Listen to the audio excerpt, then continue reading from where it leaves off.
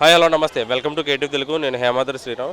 ప్రస్తుతం మనం ప్రజా దర్బార్ దగ్గర ఉన్నాం. ఇక్కడ ఏ విధంగా అయితే కొనసాగుతుందో ప్రజా దర్బార్ ఇప్పుడు కూడా అదే విధంగా ప్రజలు అనేటువంటి వాళ్ళు వాళ్ళ సమస్యలు చెప్పుకోవడానికి వస్తారు. ఇప్పుడు మనం కొంతమంది వాళ్ళ ఏ సమస్యలతో వచ్చారో అడిగి తెలుసుకుందాం. ఏ సమస్య మీద వచ్చారన్న ఇక్కడికి? మాది భద్రాద్రి కొత్తగూడెం సార్.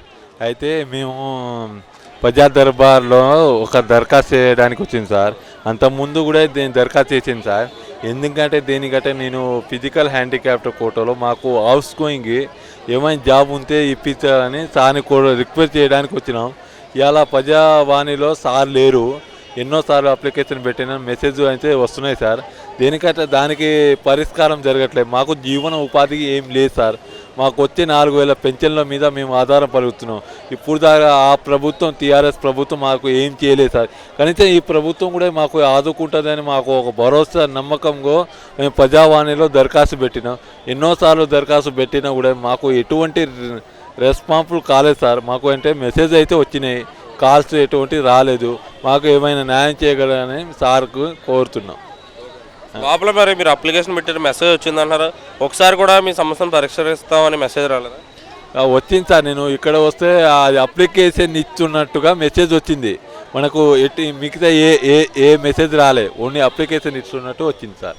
ఏ సమస్య మీద వచ్చారు ఇక్కడ? ఇప్పుడు నాకు ఒకటి మున్సిపాలిటీ వెహికల్ ఇచ్చారండి సఫాయి కర్మచారి కింద. ఒక మహిళలు ముందుకు రండి అంటే తెలంగాణ నుంచి నేను ఫస్ట్ మహిళనండి. సఫాయి కర్మచారి కింద 20 lakhsది సెప్టిక్ ట్యాంక్ వెహికల్ ఇచ్చారండి. వరంగల్ మున్సిపాలిటీ వారు హ్యాండ్ఓవర్ చేసుకుంటున్నారు. లేకుంటే 14420 ద్వారా కాల్స్ వస్తాయి, దాన్ని మీరు మెయింటైన్ చేసుకోవాలని అన్నారు. 2 years అవుతుందండి. 14420 నుంచి కాల్స్ వస్తలేవు. దాని ఈఎంఐ కట్టలేక మాకు మస్తు ప్రాబ్లం అవుతుంది. ఎవ్రీ మంత్ 25,000 అండి ఈఎంఐ. సరే కొన్ని అట్లా 6 months దాకా కట్టాను కానీ అసలే వెళ్ళతలేదు. 2-3 సార్లు అక్కడ మాకు వరంగల్లో కమిషనర్ సార్ కలిసి లెటర్ ఇచ్చింది. 14420 నుంచి కాల్స్ వస్తలేవు సార్ అని చెప్పడం జరిగింది.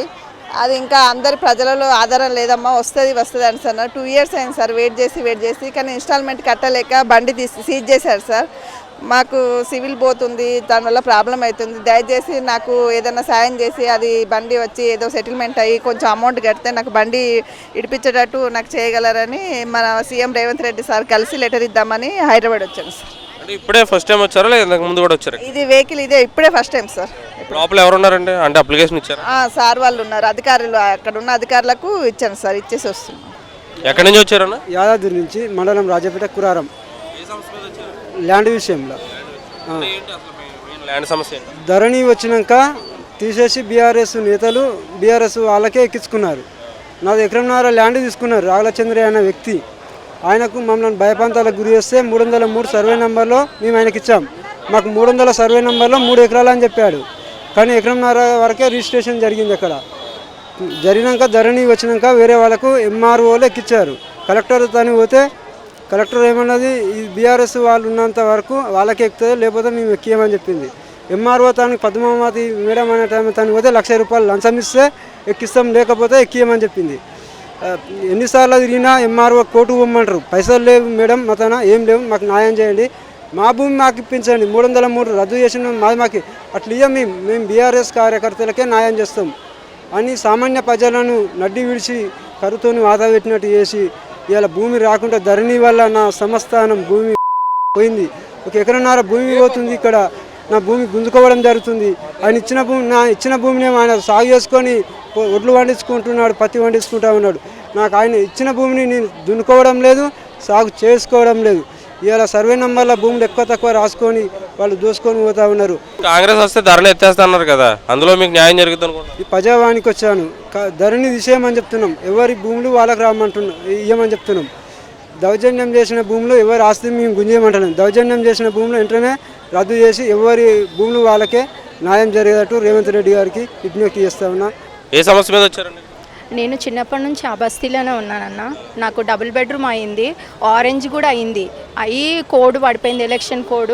2 నెలల నుంచి నా చిన్న పాపకి అస్సలు బాగాలేదన్న. నా 3 పిల్లలు.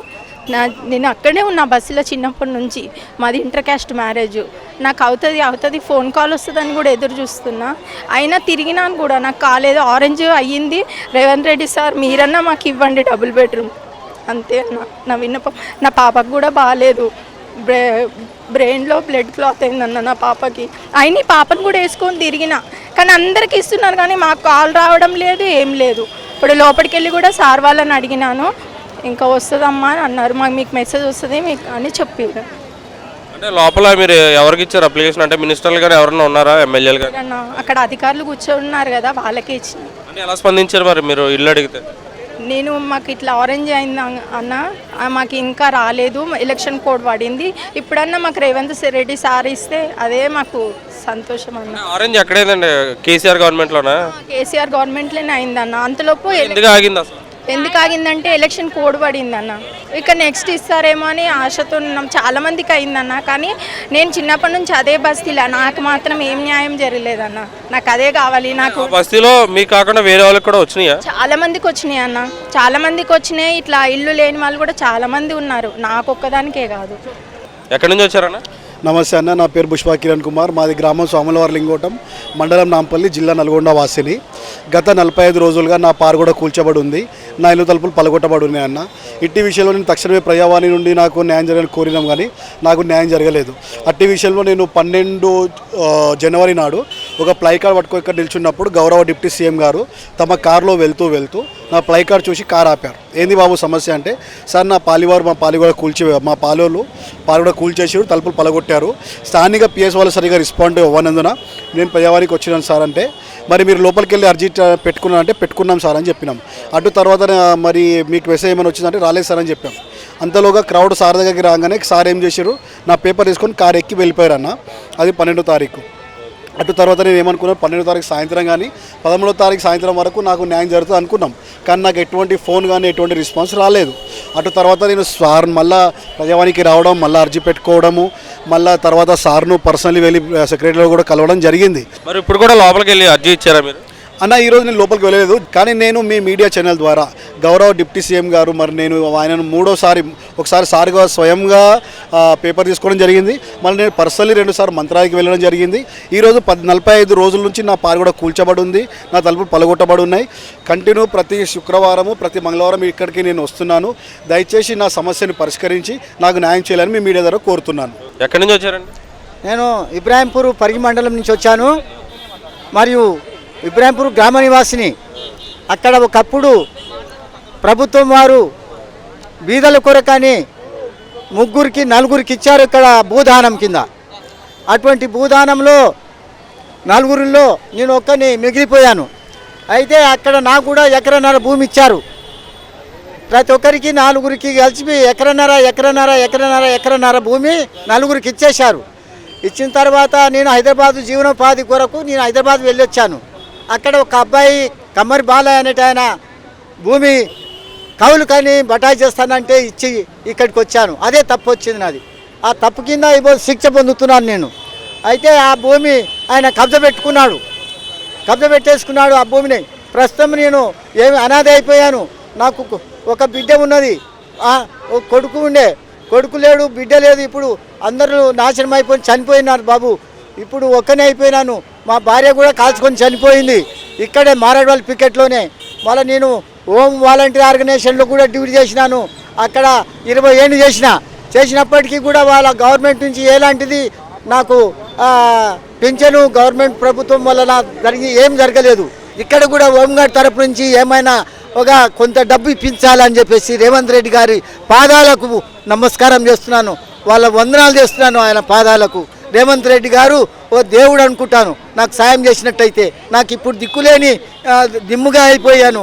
ఎవరు ఎంత బాధలో ముందు బాధలో ఎవరు కూడా బ్యాక్గ్రౌండ్ సపోర్ట్ లేదు. కాబట్టి ఆయన సాయంతో నేను బాగుపడాలని చెప్పేసి కోరుకుంటున్నాను. జై భారత్, జై జై రేవంత్ రెడ్డి గారికి.